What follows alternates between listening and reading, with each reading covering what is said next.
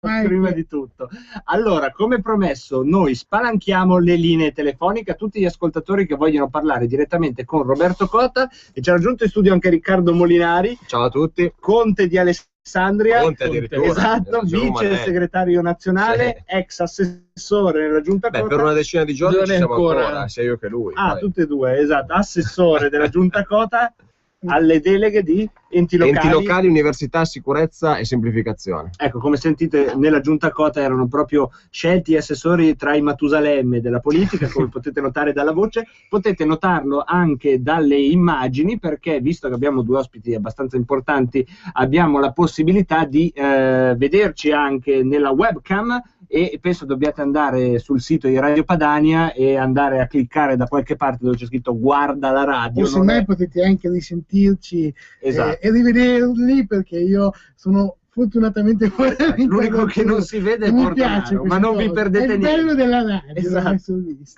Allora, ripeto, linee aperte 0266 20 35 29, mentre gli sms al 346 64 27756, sms che ne sono arrivati un po'. Sì, ne sono arrivati un po' di solidarietà, soprattutto a Cota, da parecchie parti. Ad esempio, vivo in Piemonte, arrivo da 4 anni, mi piace molto Torino. Poco fa ho visto mio marito che Cota in radio, grande Cota, mi ha detto lui e 196 colleghi, dopo una serata a casa senza lavoro, con un sms, auguri a Cota con affetto, Sabina d'Arrivo. Ecco, questa cosa che ci è arrivata per sms con uno spirito positivo, però è un segnale, perché la crisi economica in Piemonte sta mordendo molto, è vero?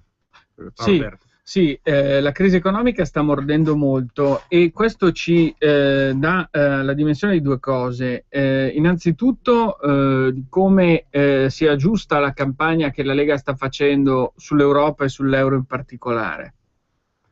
Perché dico questo? Perché quando dicono che noi sbagliamo nel fare le nostre analisi e tirano fuori il fatto che senza l'euro noi saremmo morti, che senza l'Europa il nostro sistema industriale sarebbe morto, basta fare un paragone semplicissimo, che è questo. Che cosa succedeva prima dell'introduzione dell'euro, e aggiungo prima dell'introduzione dell'euro con questo rapporto di cambio? Come andava il rapporto tra il nostro sistema industriale e il sistema tedesco, che è l'altro grande sistema industriale, diciamo manifatturiero? Andava molto meglio, nel senso che le nostre aziende erano competitive. Oggi le nostre aziende, dopo l'introduzione dell'euro, dopo tutti questi anni di euro, non sono più competitive, hanno perso quote significative di mercato rispetto proprio ai tedeschi. Quindi vuol dire che tutta questa Europa, così come è stata costruita e gestita, ha fatto gli interessi degli altri e non ha fatto gli interessi delle nostre aziende. Poi, altra considerazione, cosa sta facendo il governo Renzi, che cosa ha fatto prima il governo Letta e che cosa ha fatto prima ancora il governo Monti? Non ha fatto niente per il nostro sistema industriale e non ha fatto niente per il lavoro, anzi ha aggravato sempre di più la situazione, perché è stata aumentata in maniera esponenziale la tassazione, soprattutto sulle imprese e sul lavoro, non è stata messa in campo alcuna politica industriale e noi ci siamo trovati in prima linea a dover varare delle misure pur non avendo le competenze, perché oggi le regioni hanno competenze molto limitate, ma abbiamo remato come una zattera nella tempesta, quindi abbiamo fatto delle cose importanti, abbiamo raggiunto dei traguardi importanti, ma soli contro tutti. Questa è stata un po' la storia di questa legislatura, che peraltro doveva finire per decreto, in qualche modo abbiamo capito questo. Ecco, Riccardo, qual è stata la tua esperienza in Regione Piemonte? Su quello che diceva Roberto io voglio aggiungere anche una cosa per dare l'entità dei provvedimenti che sono stati varati a sostegno del mondo delle imprese. Perché diceva prima Roberto Cota, noi a differenza dei governi nazionali abbiamo cercato di rilanciare nelle limitate possibilità di manovra fiscale che ha la regione, perché la Lega sono 30 anni che si batte per avere una maggiore autonomia fiscale delle regioni, ma ad oggi la realtà è che si può incidere soltanto su alcune aliquote, ad esempio sull'IRAP o le aliquote IRPEF, quindi non è che ci sia questo grande margine di manovra, ma lavorando su quello abbiamo cercato di incentivare le assunzioni, abbiamo cercato di reinserire nel mondo del lavoro chi il lavoro lo perde, abbiamo cercato di aiutare gli under 35 che sono le fasce più in difficoltà, e lo abbiamo fatto seguendo quella che è da sempre la logica della Lega, cioè cercando di defiscalizzare quanto più possibile le assunzioni. E vedete, il provvedimento che abbiamo fatto noi, questo qui della defiscalizzazione delle assunzioni, è un provvedimento che poi Letta ci ha copiato, ma io vorrei mettere sulla bilancia l'entità dell'investimento, come vi dicevo, per farvi capire quanto il governo nazionale ci ha preso per il naso.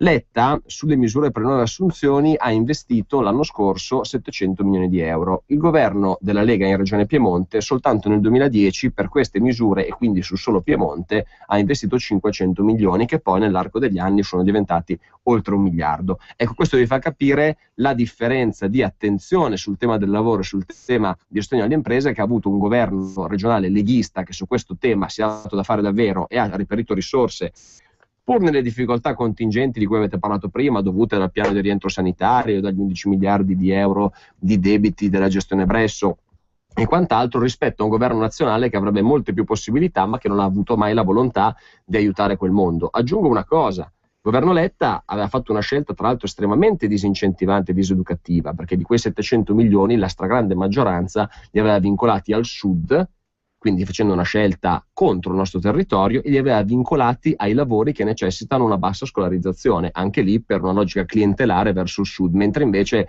credo che sia nell'opinione di tutti quello che oggi ci serve è professionalizzare i nostri lavoratori indipendentemente dal lavoro che facciano, ma anche se uno fa l'operaio è evidente, o comunque fa un lavoro artigianale, manuale, è evidente che il nostro paese è competitivo se si incentiva l'innovazione, la ricerca e quindi anche una professionalità più alta. Le logiche di Letta sono state aiutare il sud e aiutare i lavori non qualificati, quindi l'esatto contrario di quello che si deve fare, l'esatto contrario di quello che ha fatto la giunta Cota a guida leghista.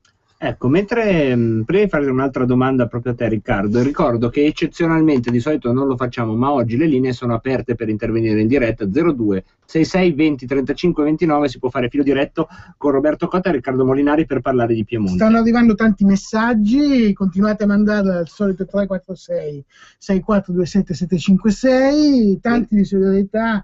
Ad esempio, il più bello è solo dal viso sincero si intuisce che Cota è una persona sincera, Cristina Longarone. Ad esempio, questo sei riuscito a far colpo anche in radio, cioè ci fai rabbia. Allora, nel senso, la domanda che volevo fare io a Riccardo è questa: tu avevi la delega all'università. Sì. È una cosa abbastanza comune, credo, il fenomeno dell'emigrazione ormai dei nostri giovani all'estero. Sì. È una cosa che riguarda, penso, anche il Piemonte. Avete pensato con gli strumenti che ha la regione, lo faccio sia a te che a Roberto, qualche cosa per cercare di tenere queste persone, questi giovani sul territorio, altrimenti i territori muoiono? Noi possiamo dire con orgoglio una cosa, che la regione invece è in controtendenza, la regione Piemonte. Cioè, la regione Piemonte è una delle poche in Italia in cui il flusso di studenti è attivo, cioè il Piemonte sta continuando a incrementare le iscrizioni alle università. E per quanto riguarda invece la fase successiva, quindi l'uscita dal mondo universitario, per quanto riguarda i ricercatori, chi continua quindi la carriera accademica, il saldo piemontese è un saldo attivo, cioè sono più i ricercatori che vanno a lavorare nelle università, negli incubatori di impresa, nel mondo anche del privato, che arrivano in Piemonte, tra quelli formati e quelli che arrivano dal resto d'Italia, d'Europa e del mondo, rispetto agli studenti formati in Piemonte che se ne vanno e lasciano il nostro paese. Quindi questo è un dato di partenza molto positivo, che si aggiunge a un altro dato che in qualche modo giustifica questa situazione: il fatto che il Piemonte, dopo la provincia autonoma di Trento, è la regione che investe di più in ricerca e innovazione. Noi investiamo l'1,88 del PIL, l'1,88% del PIL in ricerca e innovazione. È chiaro che questo è un merito anche del sistema privato dell'industria, non è tutto merito delle incentivazioni e degli indirizzi che dà il pubblico, quindi in questo caso la regione, ma è innegabile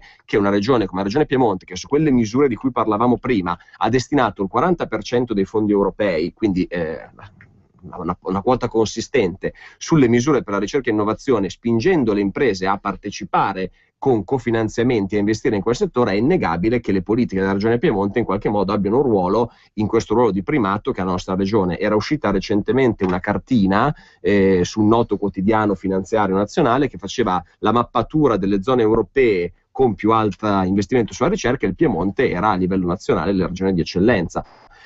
Questo è chiaro che è un elemento positivo, è un'eccezione positiva, che comunque anche questa è frutto del buon governo.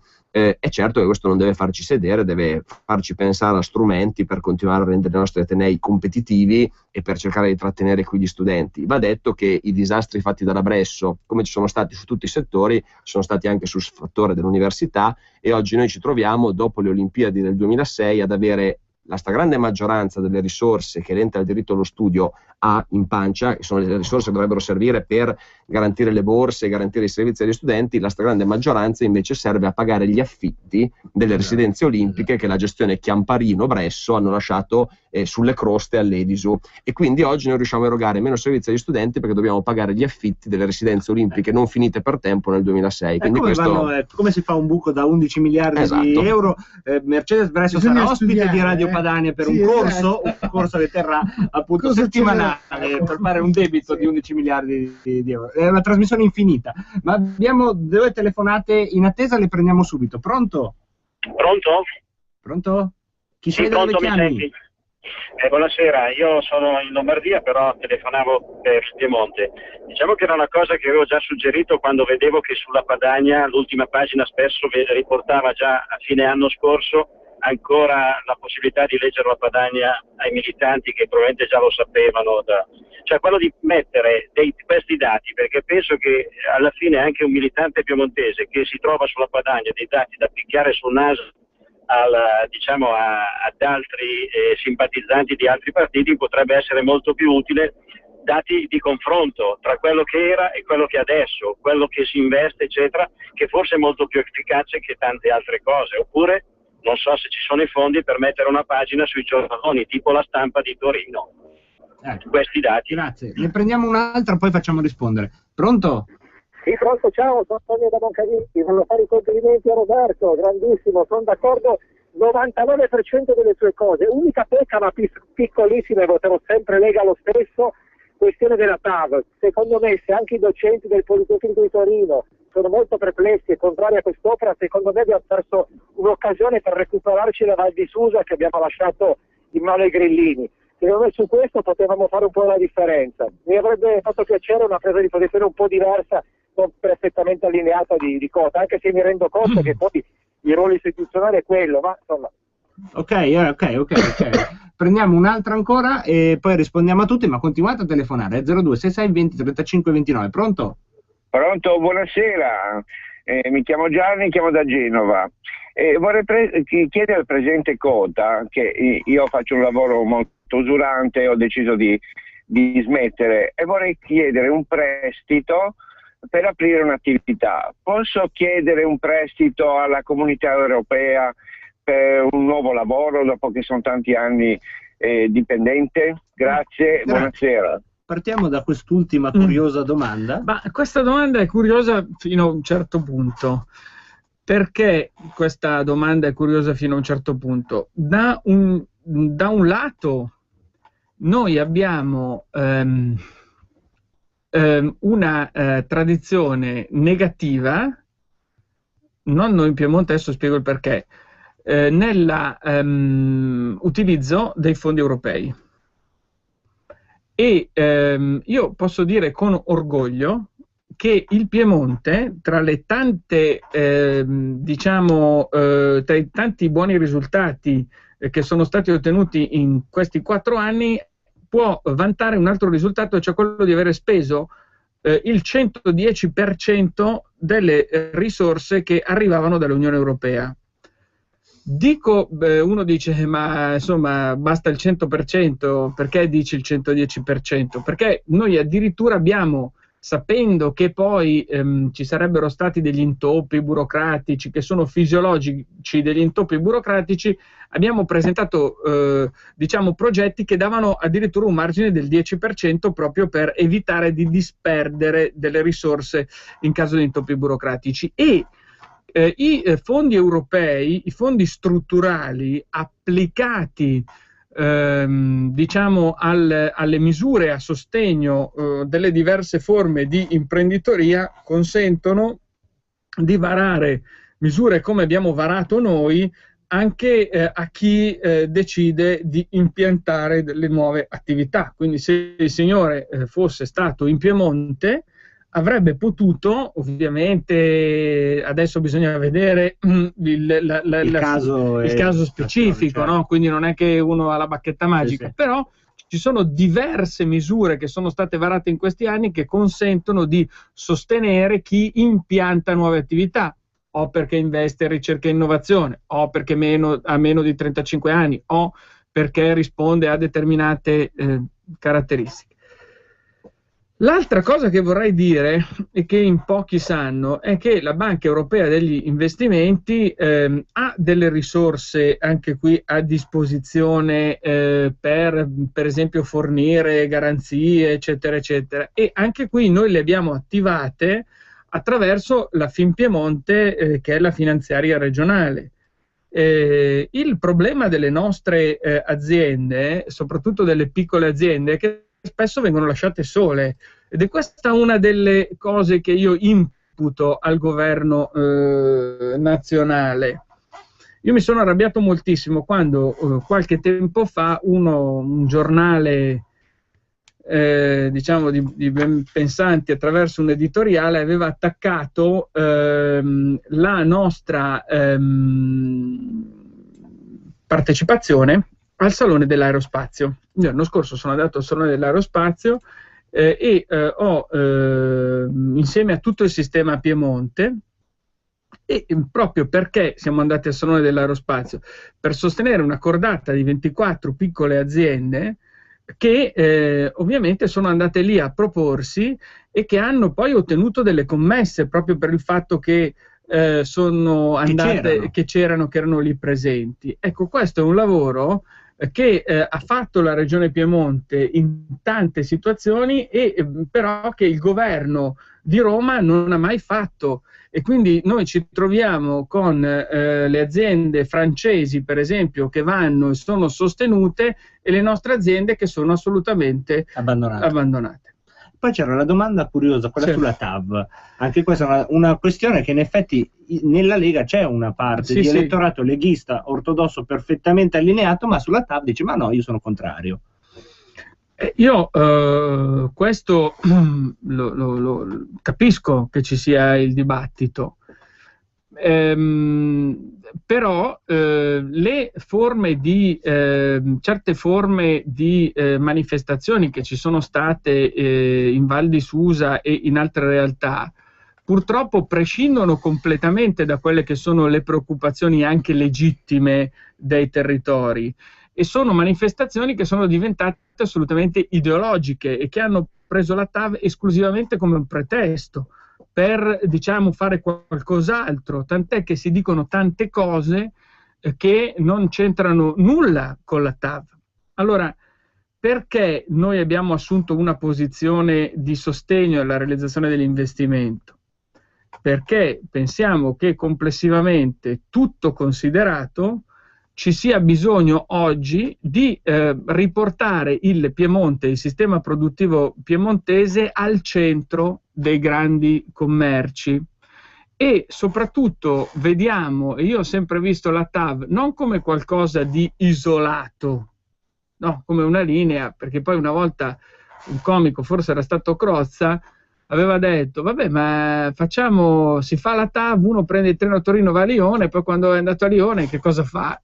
Ho capito, la battuta poteva anche essere efficace, però bisogna spiegare che realizzare la TAV vuol dire realizzare anche il terzo valico, e quindi vuol dire far sì che le merci, invece di passare per il nord Europa, possano passare per il Piemonte, con tutta una serie di investimenti importanti da realizzare per quanto riguarda la logistica e con un sensibile miglioramento rispetto alla competitività del nostro sistema industriale. Quindi la TAV va vista in modo complessivo, non come singolo intervento, e soprattutto poi bisogna dare delle risposte con riferimento all'impatto ambientale e con riferimento ai territori della Val di Susa. Allora, con riferimento all'impatto ambientale bisogna dire che il tracciato è stato negli anni modificato, tant'è che oggi le preoccupazioni sono state già affrontate e spiegate nel merito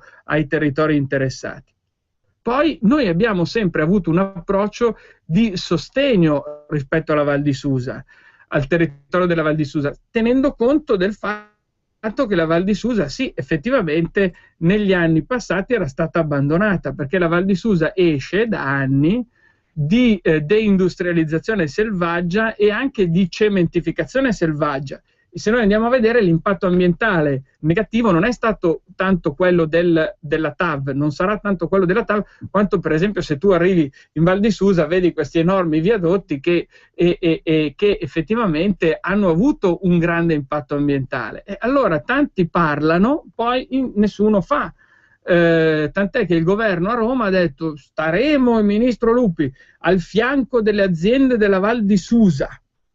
Benissimo, chi è che ha varato delle misure a sostegno delle aziende della Val di Susa?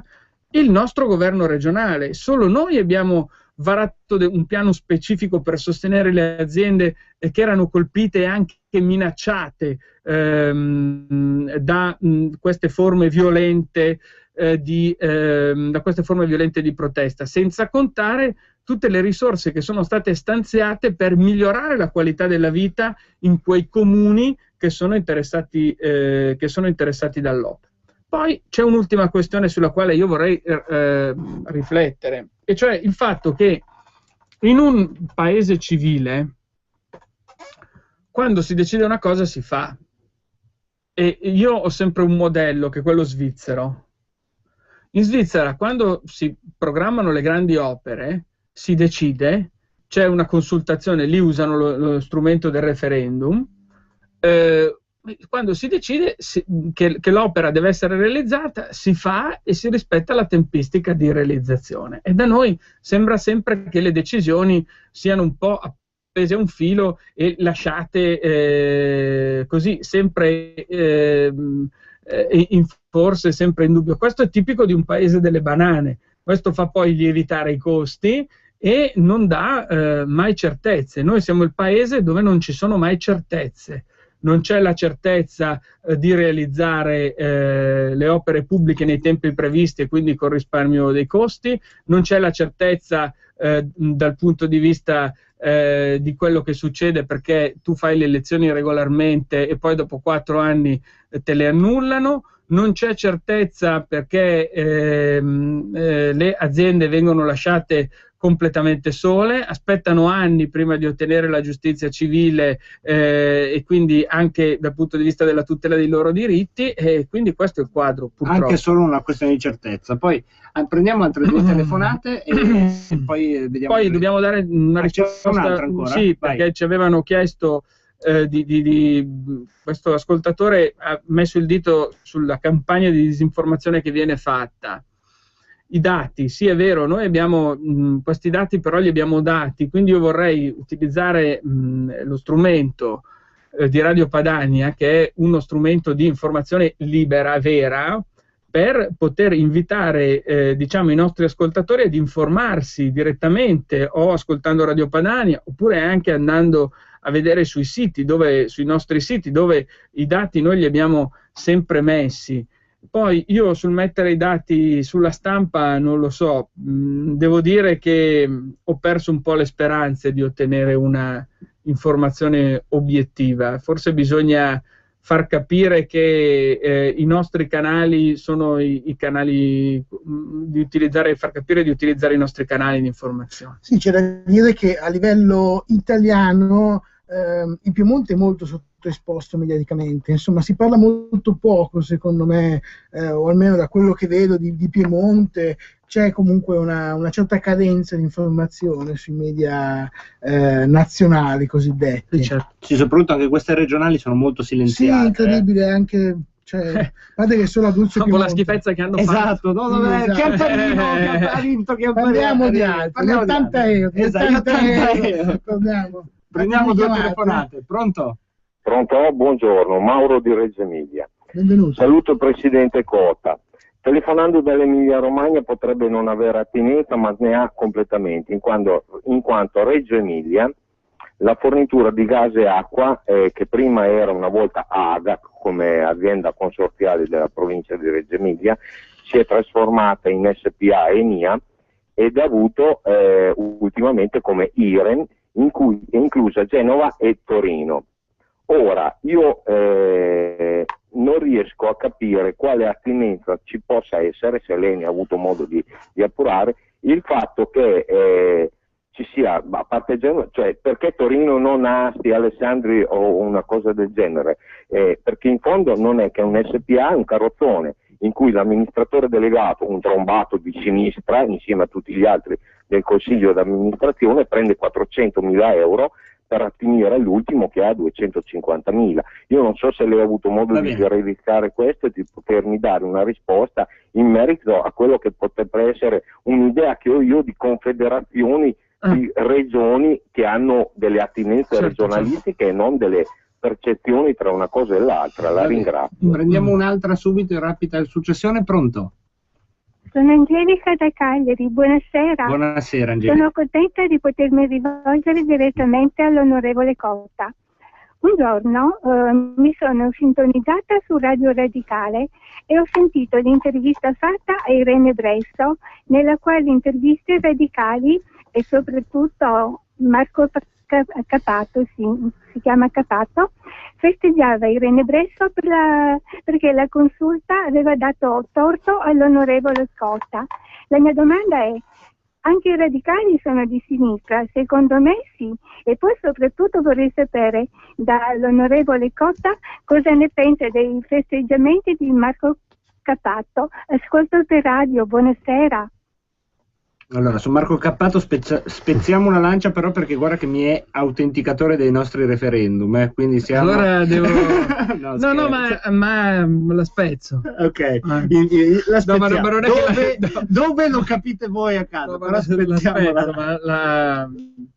Allora, come dicevo, allora, la questione, i radicali, a parte che io ovviamente non condivido le loro posizioni su alcune battaglie, perché io credo per esempio nella difesa della vita, quindi ho sempre portato avanti in maniera coerente dal mio punto di vista, ma la gente lo sapeva prima quando di votarmi che avevo queste posizioni. Però i radicali sostengono, a parte queste, diverse battaglie civili anche giuste, no? Quindi spezzo una lancia. Il problema loro rispetto alla questione della di Mercedes Bresso è che o non erano informati alcuni in buona fede, oppure sono caduti e quindi magari in questo sono assolutamente incoerenti in quella che è la trappola della doppia morale, perché chi difende la legalità avrebbe dovuto difendere il voto dei piemontesi, proprio perché il voto dei piemontesi è stato dato in maniera libera, cioè la scheda l'hanno formata ai tribunali, e quindi la prima difesa della legalità è la difesa del voto dato da milioni di cittadini. Inoltre, la seconda difesa della legalità è una difesa che non prescinde dalla doppia morale. A me una volta è capitato di parlare con Emma Bonino, che aveva fatto una dichiarazione diciamo su questo annullamento del voto. Io ho detto: ma scusami, a prescindere da tutto, tu sai che i tribunali hanno formato la lista che hanno fatto votare i cittadini, e poi tu sai che Mercedes Bresso ha una lista che l'aveva sostenuta, che ha delle irregolarità maggiori, più gravi rispetto a questa lista che aveva sostenuto l'altra coalizione. Allora perché non si parla delle due e si parla soltanto? Questo la cosa grave che scredita questo tipo di dichiarazione, Sì, se questa dichiarazione è alla radice, per essere radicali a nostra volta. Dunque, Mauro di Reggio Emilia pone un tema. Io non conosco le questioni relative alla sua regione, onestamente, quindi non posso parlarne ma il tema vero è quello di riuscire a fare una sinergia tra le varie regioni, per esempio tra le regioni del nord, per la gestione di diversi servizi. E questo era uno degli aspetti della macroregione, del progetto, è uno degli aspetti del progetto di macroregione, è molto giusto, molto intelligente, ed è anche uno strumento per evitare che poi ci siano occupazioni da parte di multinazionali che arrivano da fuori nella gestione di servizi e di settori che sono per noi strategici. Quindi fare massa critica è importante per portare efficienza, per gestire meglio i servizi. Io penso per esempio ad una gestione integrata dei trasporti che può riguardare tutto il nord, sicuramente che può riguardare Piemonte e Lombardia, che hanno poi delle aree molto importanti dove ci sono dei problemi comuni, per esempio Milano e Torino, Torino-Milano sono un'unica area, una unica grande area urbana, lo vediamo, lo tocchiamo con mano adesso che abbiamo la prospettiva di Expo 2015, e quindi una gestione integrata dei trasporti sarebbe molto molto importante. Ecco, abbiamo chiesto a entrambi i nostri ospiti di proporre una canzone. Allora, Roberto Cotta, fedele proprio alla linea, alla piemontesità, perfetto, Gipo Parassina, Montaigne, Montaigne de Piemonte. Montagne. Ecco. Io scusate, ecco, io veramente vengo oltre Appennino, mentre sentite qual è stata la scelta musicale di Riccardo Molinari.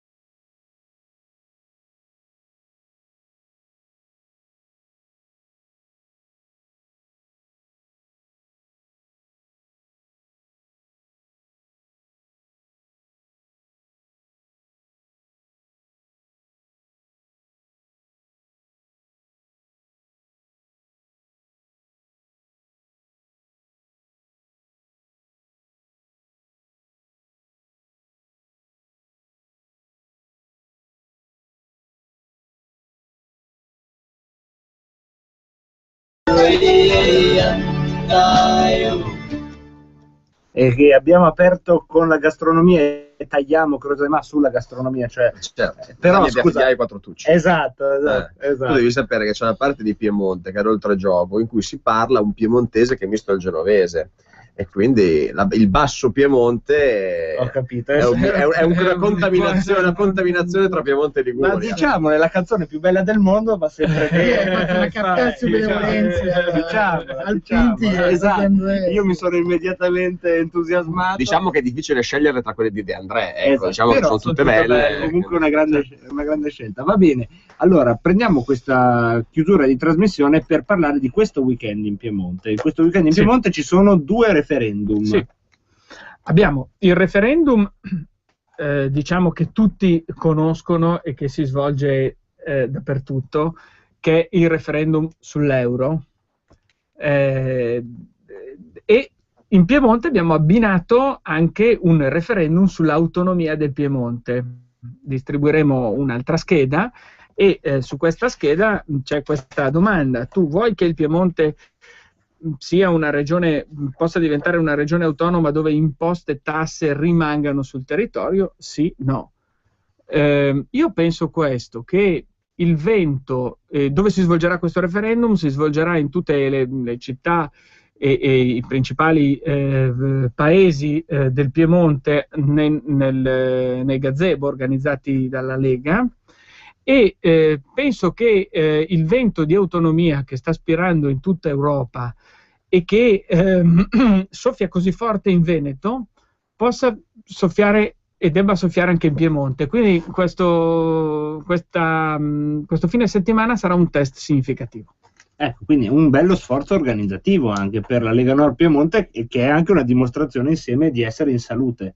Ma sicuramente sì, anche perché noi comunque eravamo già tutti attivi avendo questo doppio appuntamento elettorale, quindi quello delle europee e quello delle regionali, oltre ad aver continuato in queste settimane, come il resto della Padania, ogni weekend la raccolta firme per i referendum. Quindi diciamo che questo è un ulteriore carico di lavoro all'interno di quella che è l'attività che già si sta facendo. Come dicevi tu giustamente prima, non ci resta che il gazebo per cercare di tenere alta l'attenzione sul tema delle regionali, perché purtroppo queste sono elezioni in cui non si sta parlando di temi, anzi non se ne sta proprio parlando, e questo è un dato molto negativo che è in linea con quanto è stato detto prima, visto che l'operazione che ha mandato a casa la maggioranza guidata da Roberto Cota è stata un'operazione, insomma, a cui lasciamo agli ascoltatori il giudizio, quindi diciamo un'operazione quantomeno sporca, vogliamo dire così, ecco, borderline, per usare un termine non troppo offensivo. È chiaro che c'è un candidato che è dato vincente e quindi questo candidato meno si muove, meglio è per lui, più possibilità di vincere, meno si parla delle elezioni, più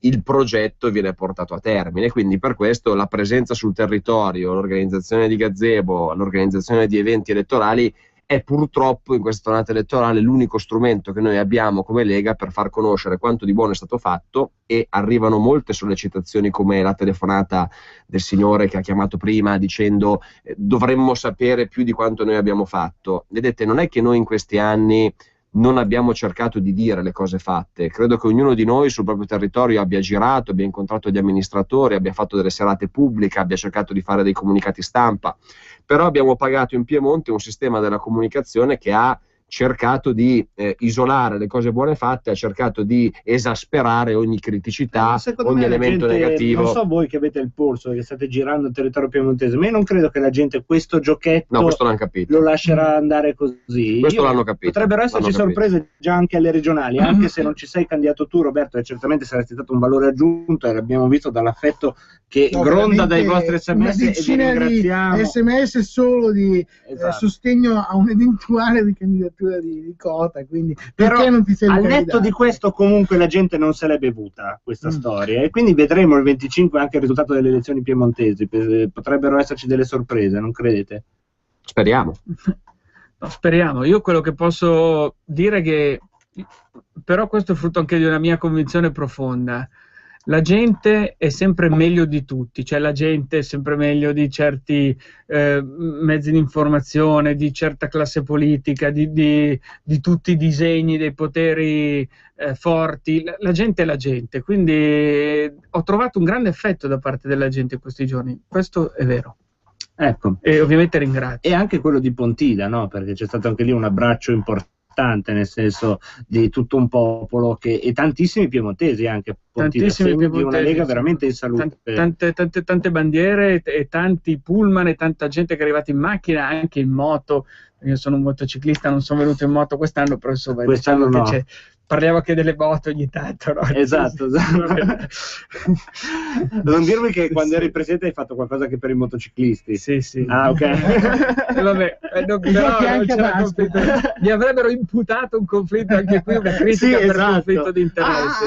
Comunque io ho una vecchia Harley che tratto come una bambina che ha di 16 anni. Ha un nome? No, non ho. Di la verità. Non ho dato il nome, però insomma la tratto come una bambina, la lucido, la sistemo. Sì. Beh, adesso potresti fare la campagna elettorale sfrecciando sull'Harley per tutto il Piemonte. Ma in certi paesi mi vedono sempre arrivare in moto, cioè anche alle feste della Lega nella zona dell'Antonovarese. Sei in macchina, però. Sì, oggi sono in macchina. Ok, allora se vedete un Harley sfrecciare per le strade del Piemonte con i capelli al vento, l'occhio sognante, 883 però è quella esatto, è il Roberto Cota che corre per il territorio a riparare torti e a divulgare la buona novella. Se vedete qualcuno dietro di lui, è probabilmente Riccardo Molinari. Lo porto. Andiamo insieme, lo porto. Va bene. Se invece sentite due deficienti in radio, probabilmente siamo io e Bordonaro. L'appuntamento è per domani alle ore 16, sempre su Radio Padania, sempre Rebelot. Grazie a Roberto Cotta, grazie a Riccardo Molinari. Grazie a voi. Grazie anche a Bordonaro. E ci vediamo domani. A domani. Ciao.